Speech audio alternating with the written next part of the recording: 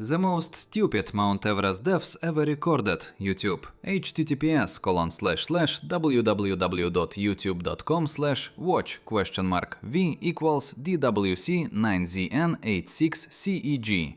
Transcript 00:00.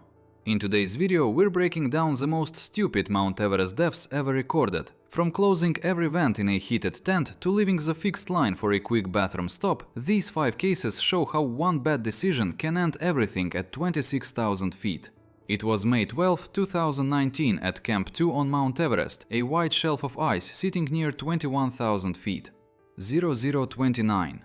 The air was cold enough to sting exposed skin, and the temperature had dropped sharply overnight. Most teams were resting before their next move toward Camp 3. The camp was a mix of bright tents, fixed ropes buried in shallow snow, and scattered gear crates that rattled whenever the wind pushed through the valley. 00:46. By early morning, the light was flat and dull, and the glacier beneath the camp groaned every few minutes as it shifted. Emily Carter, 26, an American attempting her first Himalayan peak, she had done some trekking in South America and a guided climb on Kilimanjaro, but she had never spent long nights on a mountain where temperatures dropped far below zero and every breath required effort. She joined a commercial expedition that offered basic support, and most of her experience came from reading gear lists and watching online videos. She was fit and motivated, but not used to high-altitude camp routines. The night before, Emily complained repeatedly about how cold her tent felt. Other climbers had thick layers and hot water bottles, but she complained that her sleeping bag felt too thin for the temperature at Camp 2. A Sherpa assistant offered simple advice: keep a small vent open no matter how cold it got. Ventilation mattered more than comfort. Emily nodded, but didn't seem convinced. She asked around for a portable heater, and one climber lent her a small gas unit meant for use only in partially open tents. The instructions were basic: never seal the tent completely while it was running. Shortly after sunset, wind pushed through the camp, carrying light snow and making the fabric of the tent snap. Emily disliked the noise and the cold draft. Instead of leaving a vent open, she zipped her tent fully shut, sealing every flap. One Sherpa walking past reminded her again to keep at least one opening. She brushed off the reminder and said she didn't want any draft and pulled the zipper tight. Inside, she set the heater near her gear pile and turned it on. The warm air filled the small space quickly, and the smell of burning fuel mixed with the cold plastic smell of the tent. For nearly an hour, she unpacked and repacked her equipment, sorting gloves, snacks, and extra socks. With thin air and a sealed tent, CO2 from the heater began to accumulate faster than it could disperse. Outside, other climbers were settling in, checking their boots, arranging crampons, and preparing water for morning. No one noticed the silence in Emily's tent. Small hisses and low pops from shifting ice covered most sounds. At some point during the night, her breathing likely became shallow. People nearby later said they didn't hear anything unusual. In the thin atmosphere at that height, even a small amount of CO2 buildup can cause confusion. Her actions afterward showed exactly that. Sometime before dawn, she unzipped the tent door and crawled out into the snow. She didn't put on her jacket, headlamp, or boots. Her socks soaked through almost immediately in the powder. Tracks in the snow later showed she made only a few steps before collapsing onto her side. Early light revealed her body lying a short distance from the tent. One arm bent beneath her and the other outstretched toward the slope. Her base layers were thin and frost had already formed across her sleeves and hair. A climber spotted her while checking ropes near the edge of camp. A Sherpa reached her within moments, but her breathing had already stopped. The heater inside her tent was still running, and the air inside felt heavy and warm. 03:41. The flame flickered in an oxygen pore space, leaving a thin soot mark on the boiler plate. When team leaders inspected the tent, they saw every flap sealed tight. There was no gap for ventilation anywhere along the fabric. Her sleeping bag was half open, her gloves scattered near the door. Nothing suggested a struggle or sudden panic. 03:59. It looked like she had simply grown confused, crawled out, and collapsed within seconds in the freezing air. A doctor on another expedition examined her and noted signs that matched carbon dioxide poisoning, followed by rapid hypothermia. Her core temperature had fallen too quickly for any chance of revival. 4:15. By mid-morning, the camp grew quiet as people absorbed what had happened. The decision was made not to move her body immediately. The slope and the cold made transport unsafe, and the winds had begun to increase again. They covered her with a thermal sheet and marked the area so other climbers would avoid it during their movements around camp. 4:33. Later that afternoon, members of her own team gathered her gear and packed away the tent, leaving the heater where it was found as a reference for the investigation. In the days that followed, several expeditions used the incident as a safety example during their briefings. Guides repeated the same message. 4:50. No tent on Everest should ever be sealed shut when using a gas heater at altitude. Most climbers nodded, aware that something so small could turn dangerous fast. Emily's death spread quietly through base camp, a reminder that mistakes on the mountain do not always come from storms, falls, or technical errors. Sometimes they come from simple decisions made in a moment of discomfort. 05:11. Wind eventually softened the outline of her tent site until it blended back into the glacier. Just another patch of snow on a quiet shelf beneath the Lhotse face. Camp 2 settled into its usual rhythm again, creaking ice, shifting ropes, and the steady shuffle of new climbers heading toward higher ground. But far above that calm stretch near the exposed ridges over 27,000 feet, another silent problem was already forming. 5:37. It started with a slip so small no one in the line even reacted, just the sharp tap of metal against ice, the sound of an oxygen regulator cracking in the cold. It was May 18th of 2018 on the upper southeast ridge of Mount Everest, a narrow stretch of snow and rock sitting above 27,000 feet. The afternoon stayed unusually clear with light wind and firm snow underfoot. 6:04. Climbers moved steadily along the fixed lines, gear clipped to their harnesses, while the pale sky above showed how thin the air had become. Daniel Phillips, 34, was an American climber with solid fitness and a habit of pushing himself harder than needed. He had reached several 20,000-foot peaks in South America and trained steadily before the expedition, but he lacked real experience with oxygen equipment at extreme altitude. 6:29. Teammates had noticed he often downplayed the need for higher flow rates, and his guide watched him closely during rotations because that attitude tended to create problems above the death zone. The team moved smoothly that afternoon. The snow was stable and visibility stretched far across the ridge. As the line of climbers approached a short-angled section, Daniel placed his crampons a little too high on an icy patch. 6:52. His front point slipped and he dropped only about 3 or 4 feet down the slope. The fall was small, but the back of his oxygen regulator hit the ice with a sharp crack. Several climbers heard the sound. He stood up quickly, brushed snow off his jacket and pulled himself back onto the fixed rope. A Sherpa moving behind him noticed the hiss coming from the regulator. The valve was leaking in an uneven rhythm, the sound faint but constant. He tapped Daniel's arm and pointed to the bottle, signaling for a switch. Daniel shook his head and said it was just a minor scratch. His regulator still showed pressure, but at that altitude a cracked valve can give a misleading reading. Instead of checking further or switching to his backup cylinder, he clipped into the next section of rope and kept climbing. Within 30 minutes, the signs of low oxygen began to show. His pace slowed and he paused often, leaning on his ice axe. When another climber reminded him to stay tight on the fixed line, he responded sharply and stumbled while recipeeping his carabiner. The Sherpa behind him noticed he was fumbling with the rope and grabbed the line to steady him. Daniel waved him off and insisted he could manage. The hiss from his regulator continued, freezing the leaking valve in the cold air. As he climbed, his movements grew less coordinated. At one point, he reached for the wrong section of rope and clipped into a secondary anchor not meant for upward travel. Later, he tugged at his harness straps, thinking they were twisted, and started undoing one of the buckles. The Sherpa had to stop him and re-fan the strap before he endangered himself further. Other climbers passed carefully, keeping their pace steady so they didn't crowd the narrow ridge. The ridge grew quieter as the afternoon light dimmed. Daniel stepped a few feet off the main boot track and moved toward a shallow dip in the snow. He sat down and leaned against a small rise. He signaled to the Sherpa that he needed a brief rest, but his words came out slow and unfocused. His regulator was nearly silent now, frozen partly open, and the flow rate had dropped to almost nothing. A few moments later, his head tilted forward and his hand slid away from his harness. His body slumped gently to the side. The Sherpa called his name and shook his shoulder, but there was no response. Climbers moving past reported that Daniel's breathing had already become shallow before it stopped altogether. The Sherpa removed Daniel's mask and checked the regulator. The valve was cracked wide enough to leak constantly and had frozen in place. His backup oxygen cylinder was still strapped inside his pack unused. With limited time and rising wind, the team made the decision to secure him where he lay. Moving a person at that altitude, especially on a narrow ridge, can create serious risk for anyone involved.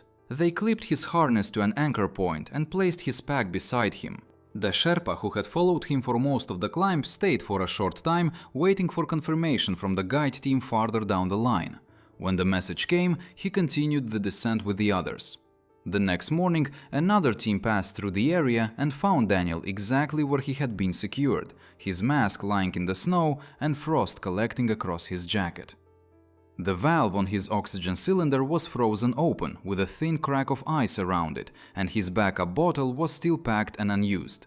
Later, summaries listed exhaustion and hypoxia from the damaged regulator as the cause. As the season went on, guides used the incident as a reminder to check gear after even small falls. Snow eventually drifted over the faint outline where Daniel had paused on the ridge, turning the spot into just another patch of hard ice along the southeast route. But if one damaged valve can end a climb without warning, what happens when danger comes not from equipment, but from the crowd itself? On the narrow lines near the Hillary step where dozens move in opposite directions at once, a single attempt to get ahead can tighten the ropes around someone long before anyone realizes what's happening. It was May 27, 2022, on the upper southeast ridge near the Hillary step, one of the narrowest sections on the standard route. The altitude sat just under 28,800 feet, where climbers moved in single file with steep drops on both sides. Traffic was heavy that afternoon. Several teams who had summited late were beginning their descent, while others were still trying to reach the step. Two fixed ropes ran through the section, one for descending, one for climbers heading up. Light wind drifted snow across the boot track, but visibility remained steady enough for people to keep moving. Among the climbers descending was 41-year-old Lucas Meyer, a capable mountaineer from Europe with solid technical background but little experience in long, high-altitude bottlenecks. He was used to moving faster on routes in the Alps, where waits rarely lasted more than a few minutes. On Everest, long queues were normal above 28,000 feet, but teammates said he struggled with a slow pace. Whenever the line stalled, he shifted his weight, tapped his crampons on the ice, or leaned forward as if looking for gaps. The ridge demanded patience, but the crowding that afternoon pushed him into habits that didn't match the terrain. The line had slowed near the Hillary step, where climbers were waiting for space to downclimb a short, rocky section. Each person had to move in order, unzip, step down, clip again before the next climber could follow. Progress came in small bursts, then stopped for long periods. Lucas complained loudly that everyone was barely moving. A Sherpa traveling with his team asked him to stay clipped in and hold position, explaining that the lower section would clear soon. Lucas nodded, but he kept glancing at the ascending rope running parallel to the path. A few minutes later, the climbers on the upper rope paused to adjust an anchor. The short break left a gap between two ascending climbers. Lucas leaned toward it, trying to judge whether he could slip through before the line tightened again. Despite the Sherpa's warning, he unclipped one of his carabiners from the descent rope and reached toward the other line. In the tight space between both routes, ropes and harness straps overlapped. As he moved sideways, he accidentally clipped into a second rope belonging to another team positioned just behind the first group. Within seconds, he was attached to two separate lines, both under tension. For a moment, he tried to shuffle sideways between the ropes, attempting to position himself ahead of a slower climber. The Sherpa beside him told him again to wait, but the footing was narrow, and the angle of the slope forced him to lean toward the snow. Before he could settle into a stable stance, the upper group resumed climbing. Their combined weight tightened the ascending rope with a sudden upward pull. Lucas's harness jerked hard to the side, twisting his torso and dragging him toward the rock wall. He tried to regain balance, but his crampons scraped across the ice without catching. At the same time, the second rope pulled in the opposite direction as another climber below shifted position. The two lines loaded at once, tightening across his chest and waist. Lucas slipped off the boot track, dropping a short distance below the level of the ridge. The ropes twisted around his body as they stretched under the force of climbers who couldn't see what was happening.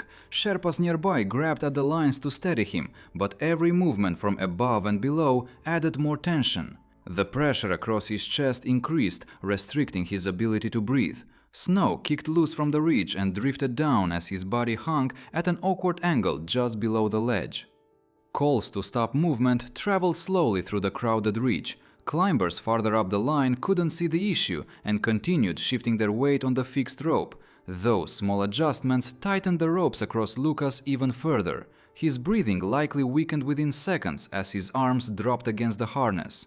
One Sherpa clipped into an anchor and lowered himself slightly to check him, but the ropes were under so much load that adjusting his position was nearly impossible. The guiding team secured the surrounding area and started creating slack in both ropes before attempting to untangle him. Both ropes needed to be stabilized by their respective groups before the Sherpas could safely detach any of Lucas's carabiners. Climbers on the upper rope anchored themselves to reduce tension, while others below adjusted their stance to keep the line from shifting.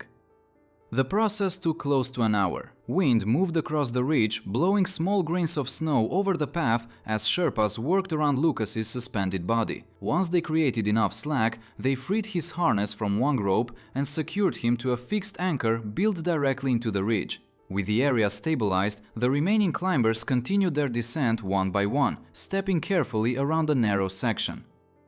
Recovering a body on the Hillary step during active traffic was not possible without putting multiple people at risk. The ridge was too narrow and the slope on either side dropped steeply. Lucas remained where he had been secured, slightly below the main rope line, the crossed marks on his harness showing where the ropes had tightened during the entanglement.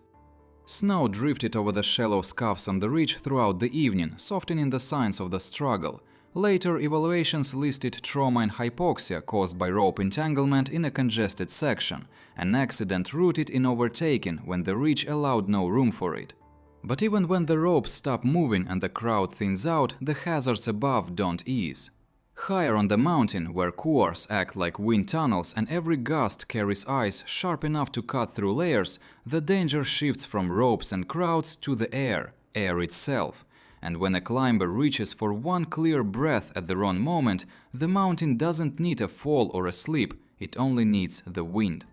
It was May 30th, 2021. In a narrow cool below the south summit of Mount Everest, a steep chute sitting near 28,500 feet. The air was thin and sharp grains of ice moved through the slope with every gust. A strong spindrift funnel had formed, sending constant streams of blowing snow through the chute. 1633. Climbers followed the fixed rope down the center, moving carefully as each blast coated their goggles and jackets. Among the climbers was 36-year-old Victor Strong, a strong mountaineer with several mid-altitude expeditions behind him. He had experience on technical routes and trained consistently, but he had never worked through heavy spindrift at this elevation. 1652.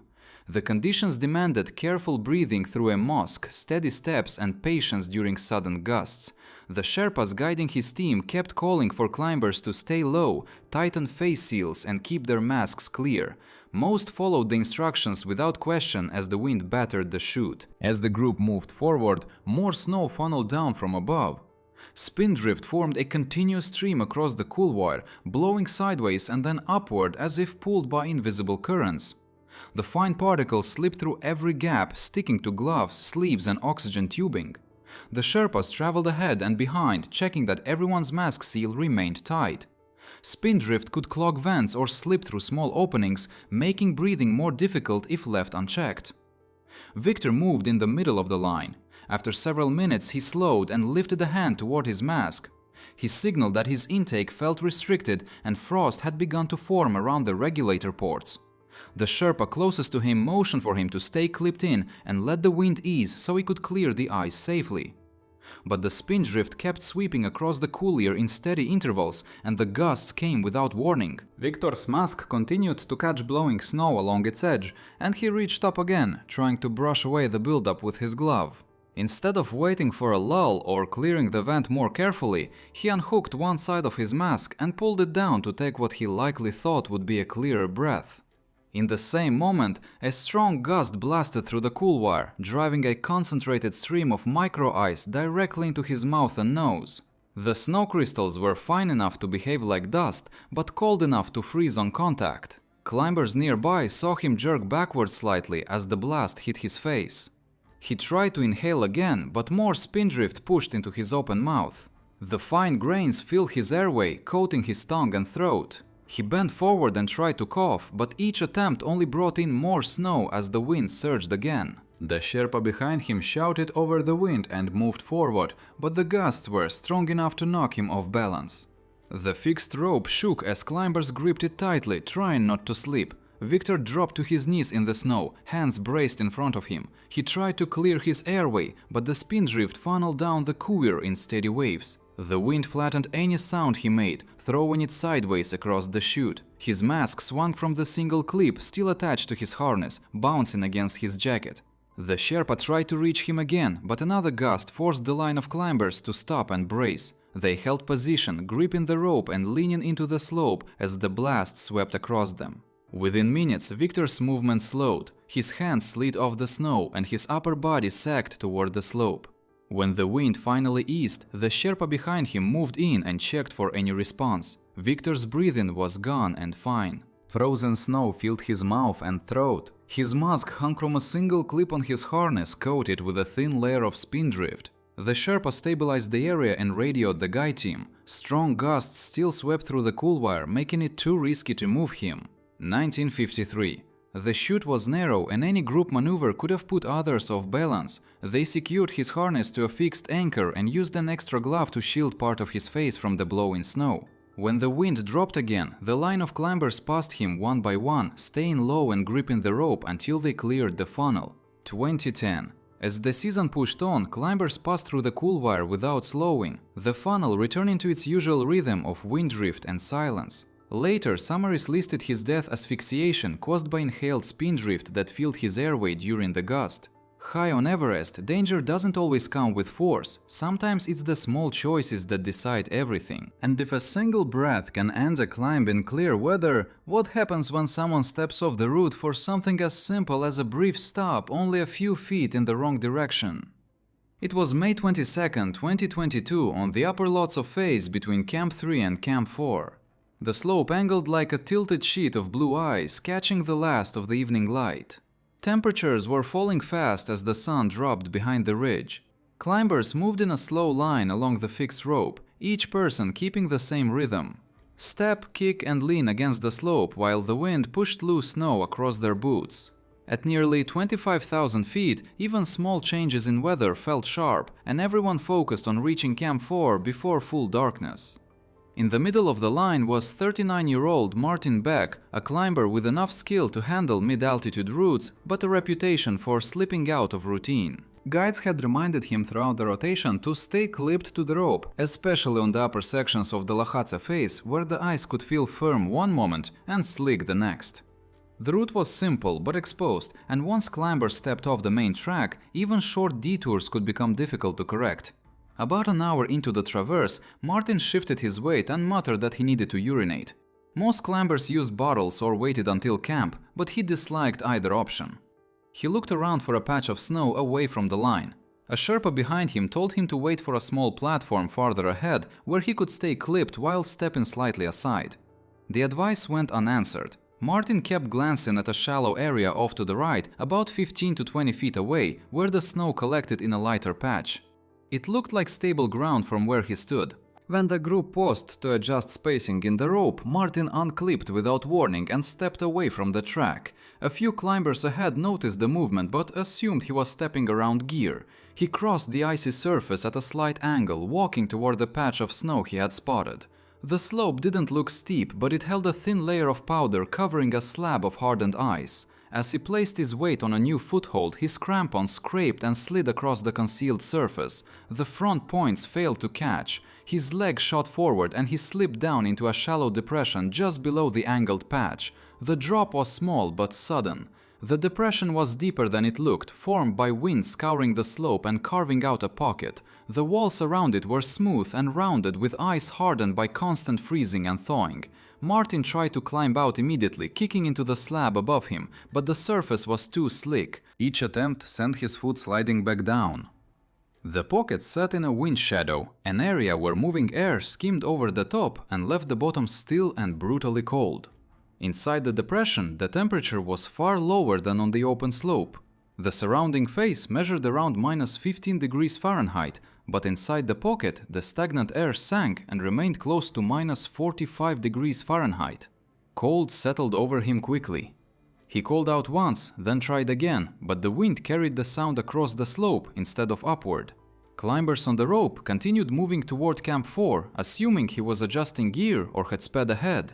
The Sherpa behind him looked up the line, expecting Martin to reappear, but the wind made it impossible to trace sound or movement more than a few feet. Martin kept trying to climb out, kicking and bracing, but the slab above him offered little grip. His gloves stiffened and frost formed around the edges of his jacket. The cold inside the pocket intensified as the light faded. Without wind circulating through the depression, the temperature stayed low and continued dropping. 24:04.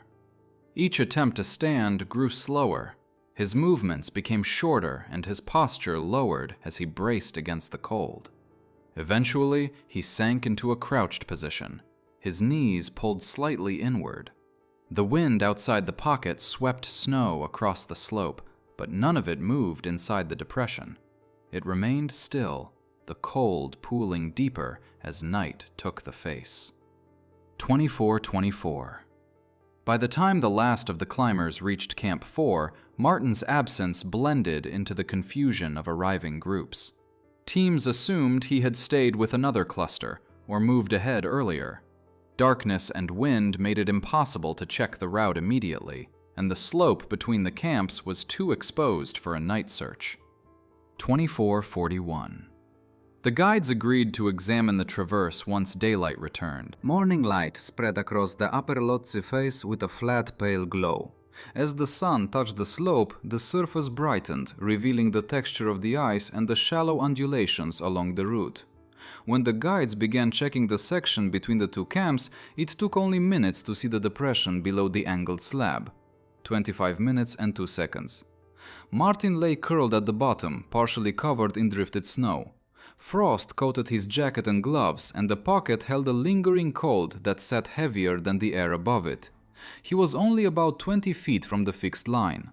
The guides marked the depression as a warning for other climbers and noted the cause as a preventable location error, a simple step off the main route that placed him in one of the coldest microzones on the face.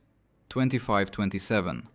As the day warmed slightly, wind moved across the Lhasa face again, pushing loose powder over the shallow prints near the depression. Within hours, the slope began to look smooth, with only a small flag marking the spot where a moment's convenience had turned into something final.